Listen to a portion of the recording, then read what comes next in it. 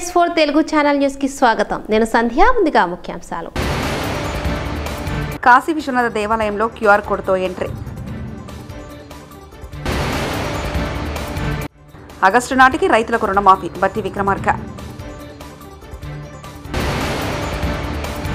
YCP నేతలు టీడీపీతో కుమ్మక్కయ్యారు. విజయసాయిరెడ్డి.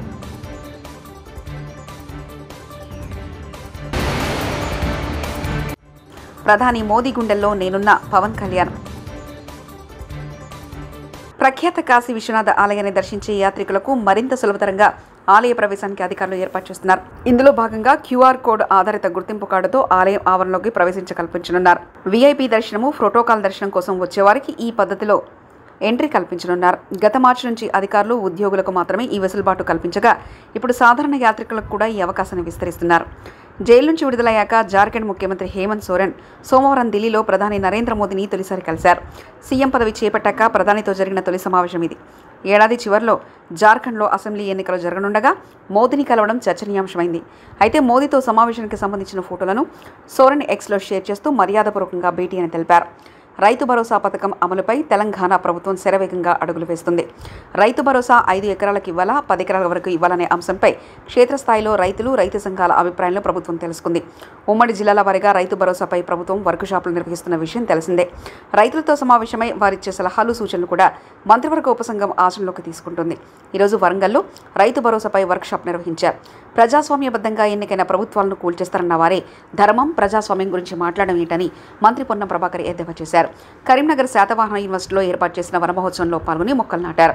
అనంతరం మీడియాతో మాట్లాడారు. ఎంతమంది ఎమ్మెల్యేలతో రాజీనామా చేయించాలో చెప్పాలని భారత నేతలను పొన్నం డిమాండ్ చేశారు. కాంగ్రెస్ ప్రభుత్వాన్ని కూల్చుతామని చెప్పిందెవరని ప్రశ్నించారు.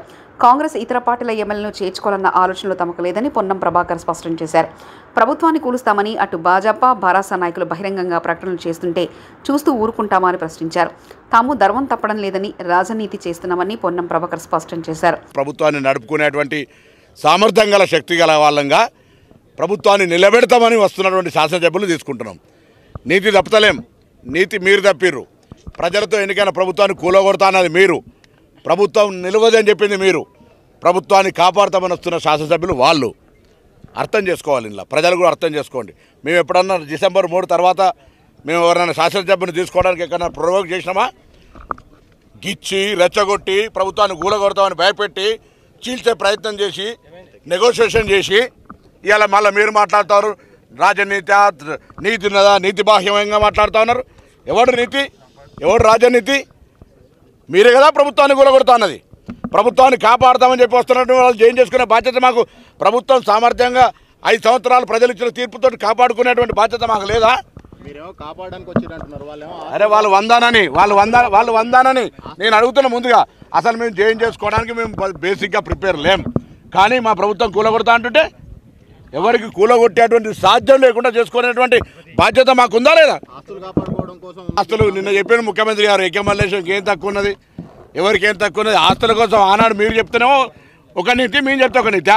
ఆనాడు మీరు రాజకీయ పునరేకీకరణ, లేకపోతే రాజకీయాల్లో ఇంకో మాట, మీరు ఒక లాంగ్వేజ్ డిక్షనరీలో మీరు ఒక చెప్పారు. మేము చెప్తా ఉన్నాం మా ప్రభుత్వాన్ని నిలబెట్టడానికి వస్తున్నామని. ఆనాడు మీరు చెప్పిన తప్పైతే ఎవరు తప్పనుకోండి, మాకేం బాధలే. కానీ మా ప్రభుత్వం ఎటువంటి ప్రలోభాలు లేకుండా ప్రభుత్వాన్ని నిలబెట్టాలి. ఈ ప్రభుత్వం ప్రజాస్వామికంగా ఎన్నికైంది, ప్రజాపాలన జరుగుతోంది. గతంలో మంత్రులు, ఎమ్మెల్యేలు కూడా కలిసే అవకాశం లేకుండా నేతృత్వంగా నడిచింది.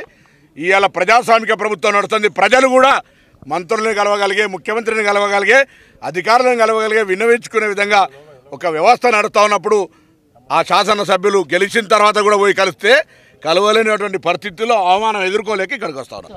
నేనన్నా వాళ్ళే అన్నారు కదా కూలగొడతాను. ఎవరు అన్నారు? అన్నారా లేదా? బీజేపీ వాళ్ళు, బీఆర్ఎస్ వాళ్ళు. ఈవెన్ మన గౌరవ పార్లమెంటు సభ్యులు కూడా ప్రభుత్వం కూలిపోతుందని ఇవాళ మాట్లాడితే, నీతి మాట్లాడితే ఎట్లా? నీతి ఉంటే అట్లా మాట్లాడతారా? ప్రభుత్వాన్ని కూలగొడతారా? ప్రభుత్వాన్ని కూలగొడతామంటారా? ప్రజాస్వామికంగా 65 కంఫర్టబుల్ మెంబర్సే కదా మాకు. మేము రాజకీయ నీతి చేస్తా ఉన్నాం. రాజ్యాంగం సంబంధించిన నీతి గురించి మాట్లాడితే దయ్యాలు వేదాలు వాళ్ళు ఇచ్చినట్టయితే కేటీఆర్ గారు. ఆయన మాట్లాడితే ఎట్లా? శాసనసభ్యుని రాజీనామా చేయించకుండా మంత్రి చేసుకున్న వాళ్ళు మా మీద మాట్లాడే హక్కు ఎక్కడిది? కేంద్రంలో ఉన్నటువంటి వాళ్ళు కూడా ఇలా ఎంత రాజకీయమైనటువంటి విధ్వంసానికి వాళ్ళు రాజ్యాంగం గురించి మాట్లాడితే ఎట్లా? అసలు రాజ్యాంగం అనేటువంటి దానికి ప్రధానికి రాజ్యాంగానికి సంబంధించి వైసీపీ ప్రభుత్వ హయాంలో రోడ్డుపైకి రావాలంటే భయమేసే పరిస్థితి ఉండేదని డిప్యూటీ సీఎం పవన్ కళ్యాణ్ విమర్శించారు. గతంలో సోషల్ మీడియాలో పోస్టు పెట్టాలంటే భయం, ఇంట్లో వాళ్ళపై కూడా దుర్భాషలాడిన పరిస్థితి చూశాం. 5 కోట్ల మంది ఒకటే అరాచక ప్రభుత్వాన్ని బుద్ధి చెప్పారు. ప్రధాని మోదీ గుండెల్లో నేనున్నా, ఆయన పక్కన నిల్చొని ఫోటో దిగాల్సిన అవసరం లేదు అంటూ పవన్ తెలిపారు. నేను ఎక్కడ కూడా ఎలక్షన్ టైంలో నేను ఉప ముఖ్యమంత్రి అవుతానని కానీ అసలు ఏమీ నేను మాట్లాడలేదు, దాని గురించి చెప్పలే. పదవులు ఉన్నా లేకపోయినా పని చేద్దాం, ప్రజల కోసం పనిచేద్దాం, నిలబడదాం, ఈ తప్ప వేరే ఆలోచన లేదు. అలాంటి మనకి ఈరోజున మన ప్రభుత్వంలో భాగస్వామ్యం అవటం మనందరికీ కూడా చాలా పెద్ద బాధ్యత. మనం ఈ 21 మందిని కూడా మన ఎమ్మెల్యేలు కానీ మిమ్మల్ని కానీ కలవడానికి ఎందుకు ఇంత టైం పట్టింది అని అంటే, నేను ఎప్పుడు అధికారం నేను చూడలేదు, ఎమ్మెల్యేగా అడుగు పెట్టాల, అధికారం ఎప్పుడు చూడలే. ప్రజలతో పోరాటం చేసుకుంటూ వెళ్ళిపోయాను తప్ప ఎక్కడ కూడా అధికారం ఎలా ఉంటుంది, దాని తాలూకు కష్ట నష్టాలు ఏంటి, దాని లోతుపాతు ఏంటి మనకి ఎప్పుడు తెలియదు. అసలు నాకు బాధ్యత తీసుకోగానే చాలా కీలకమైన శాఖలు మనం తీసుకున్నాం. సివిల్ సప్లైస్, అలాగే సినిమాటోగ్రఫీ, టూరిజం, దాంతోపాటు పర్యావరణం, అటవీ శాఖ, అలాగే పొల్యూషన్ శాఖ, పంచాయతీరాజ్, రూరల్ వాటర్ సప్లై, ఇన్ని కీలకమైన శాఖలు తీసుకున్నప్పుడు నాకు ఒకటే అనిపించింది, చాలా అవగాహన ఉండాలి. ప్రత్యేకించి శాఖలు కూడా నేను అందరూ అనుకోవచ్చు ఎందుకు పెట్టుకున్నాను ఈ శాఖలన్నీ అంటే, ఇది నా మీద చాలా బాధ్యత ఉంది. పదే మాట్లాడాను నేను. కొంత దాన్ని సంపూర్ణంగా ఒక విధి విధానాలు ఏర్పరిచిన తర్వాత సరైన సమయంలో బాధ్యతల నుంచి కూడా తప్పుకుంటాను, ఇంకెవరికైనా కూడా అప్పగించేస్తాను. కాకపోతే అది చేసే ముందు ఖచ్చితంగా విధి విధానాల మీద చాలా బలమైన ఒక విధి విధానాలు బలంగా ఏర్పరిచి ఆ బాధ్యతలు అప్పుడు చెప్తాను. అలాగే మనందరి మీద కూడా 5 సంవత్సరాల కాలం గిరుం తిరిగిపోతుంది, ఎక్కువ సమయం పట్టదు. అలాగే మన ఎమ్మెల్యేలందరికీ కూడా, పోటీ చేయని చోట్ల కూడా మన నాయకులందరికీ కూడా ఇది భవిష్యత్తు ఉన్న పార్టీ. అది మరి ఎంత బలంగా మనం చేయకపోతే దేశం మొత్తం మన వైపు చూసేలా చేసింది. దేశం మొత్తం ఈ రోజున ఎవరన్నా సరే దేశం మొత్తం మీద ఢిల్లీలో ఎక్కడికి వెళ్ళినా నన్ను పదే పిలిచి గౌరవిస్తున్నారంటే అది మీ అందరూ చేసిన కష్ట ఫలితం. అది నేను ఒక్కడిని చేశానని కానీ, నేను ముందు నడిపించానేమో కానీ, నాతో పాటు నడవడానికి మీరందరూ ఉండి 21 మంది మనకి సభ్యుల్ని, 2 పార్లమెంట్ సభ్యుల్ని గెలిపించుకొని తీసుకెళ్ళటం ఆషామాషే విషయం కాదు. మన ఉదయ్ గారు కానీ బాలశౌరి గారు కానీ మనం అడుగుతున్నారు, నెక్స్ట్ పార్లమెంట్ సెషన్స్ ఉన్నాయి, ఏం మాట్లాడాలి అంటే ఉదయ్ గారు కూడా చెప్పారు, మీరు ముందు అవగాహన చేసుకోండి. కొందరు వైసీపీ నేతలు టీడీపీతో కుమ్మక్కయ్యారని రాజ్యసభ సభ్యుడు విజయసాయిరెడ్డి అన్నారు. వైసీపీ నేతలే తనపై తప్పుడు ఆరోపణలు చేశారని, ఒక ఆదివాసీతో తనకు సంబంధాలున్నాయని నిరాధారమైన విమర్శలు చేశారని మండిపడ్డారు. ఆదివాసీ మహిళకు ద్రోహం చేసేలా వ్యవహరిస్తున్నారన్నారు. తనకు వ్యతిరేకంగా అనైతికంగా కొన్ని మీడియా ఛానళ్లు దుష్ప్రచారం చేశాయని, చట్టానికి లోబై వాటిపై చర్యలు తీసుకుంటామన్నారు. కాన్ఫిడెన్షియల్గా ఎంక్వైరీ చేయాల్సినటువంటి ఒక అధికారి దాన్ని మీడియాకి ఎలా ఇస్తాడు? అధికారికి బుద్ధి లేదు, తీసుకునేటటువంటి మీడియాకి ఎలా బుద్ధి లేదని నేను ప్రశ్నిస్తా ఉన్నా. నిజాలు ఒకవేళ తీసుకున్నారు, నిజాలు అన్నటువంటివి తెలుసుకోకుండా విచక్షణారహితంగా ఉద్దేశపూర్వకంగా బహిర్గతం చేయడంలో కుట్రలో ఒక భాగంగా మీరు ఇలాంటివి టెలికాస్ట్ చేస్తారా అని నేను ప్రశ్నిస్తా ఉన్నా. ఈ యొక్క మీడియా ఒక సెక్షన్ ఆఫ్ మీడియాలో ఇవి ప్రసారం చేయనటువంటివి 4 ఛానల్స్. TV9 ప్రసారం చేయలేదు, 10 TV ప్రసారం చేయలేదు, సాక్షి ప్రసారం చేయలేదు, NTV ప్రసారం చేయలేదు. మిగతా అన్ని ఛానల్స్ ఏదో ఒక రకంగా ప్రసారం చేసినటువంటివే. మీరు ఒక్కసారి చూస్తే ఈ ఛానల్స్ అన్నీ కూడా ఒక సామాజిక వర్గానికి చెంది వెస్టెడ్ ఇంట్రెస్ట్ ఉన్నటువంటి ఛానల్స్ అన్నటువంటిది మీరు అర్థం చేసుకోవచ్చు. ఎవరు టెలికాస్ట్ చేశారన్నటువంటిది కూడా కానీ మీరు ఇంకా కొంచెం లోతుల్లో కానీ వెళితే ఆ యాంకర్స్ కూడా అదే సామాజిక వర్గానికి చెందినటువంటి వాళ్ళు అన్నటువంటిది చాలా స్పష్టంగా తెలుస్తూ ఉంది. ఇంకా ముందుకు రావాలి, ఇంకా ముందు విషయాలు ఉన్నాయి. ఒక వ్యక్తి చేసినటువంటి ఆరోపణలను దృష్టిలో పెట్టుకుని ఒక మహిళ క్యారెక్టర్ మీద దెబ్బతీస్తారా? ఒక మహిళ క్యారెక్టర్ మీద దాడి చేస్తారా? ఆ స్థానంలో నేను ఒక్కటే అడుగుతున్నా, ఒరేయ్ వంశీ, నీకు అమ్మ లేదా? నీకు అక్క లేదా? నీకు అమ్మ చెల్లెలు అక్క చెల్లెలకి తేడా తెలియదా?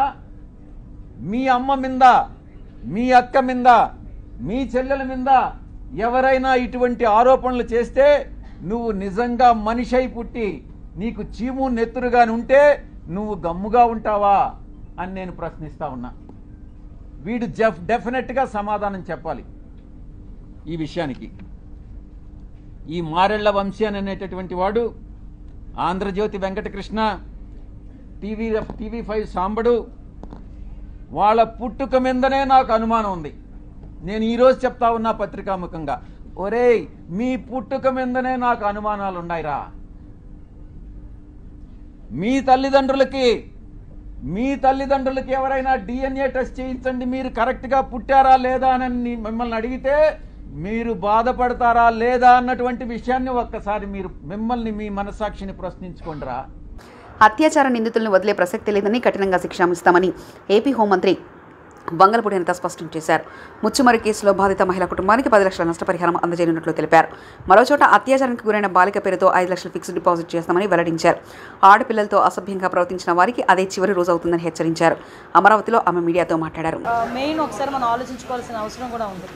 ఎందుకంటే ఈ మధ్యకాలంలో మీరు జరుగుతున్న మొన్న ముచ్చుమరి ఇష్యూ మనకు అందరికీ తెలుసు. నంద్యాల జిల్లాలోని ముచ్చుమరిలోని ఒక చిన్న పాప 9 ఇయర్స్ బేబీ, అమ్మాయి అత్యాచారానికి గురయ్యి అమ్మాయి హత్యకి గురయ్యింది. ఇప్పటికీ కూడా అంటే బాడీ కూడా ట్రేస్ అవుట్ అయ్యే పరిస్థితి కూడా కనిపించలేదు.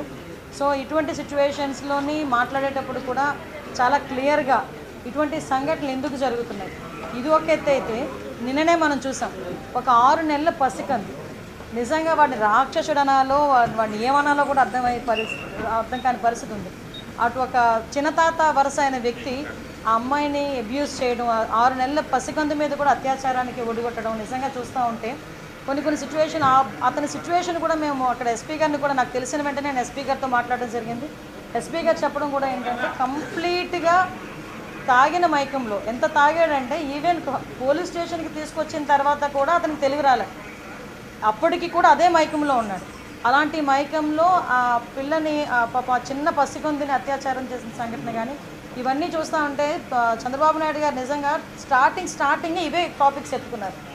మేము కూర్చున్న తర్వాత అసలు ఎందుకు ఈ పరిస్థితులు వస్తున్నాయి, ఎందుకు ఇటువంటి సిచ్యువేషన్స్ ఎందుకు మనం ఎదుర్కోవాల్సిన అవసరం వచ్చింది, ఎందుకు లిక్కర్ మీద, గాంజా మీద, డ్రగ్స్ మీద మనం ఎట్టి పరిస్థితులు ఉక్కుపాదం మోపాలి.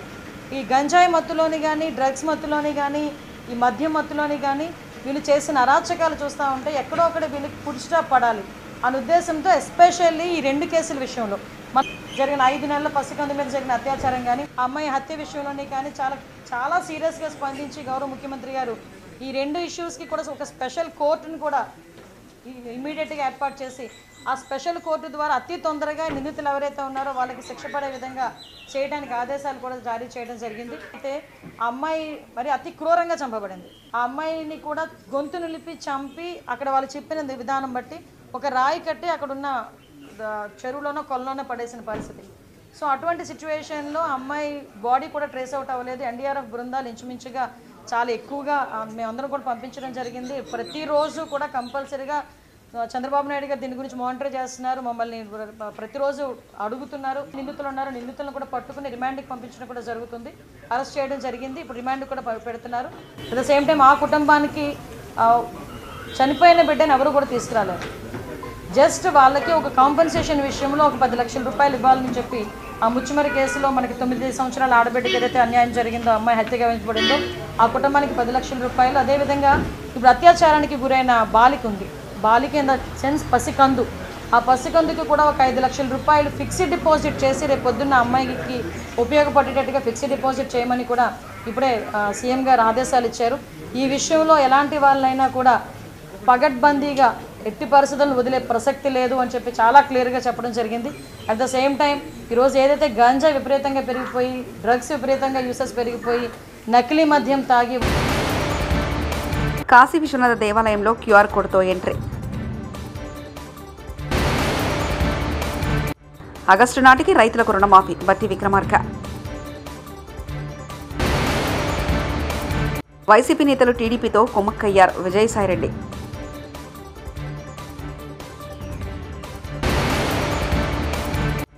ప్రధాని మోదీ గుండెల్లో నేనున్న పవన్ కళ్యాణ్.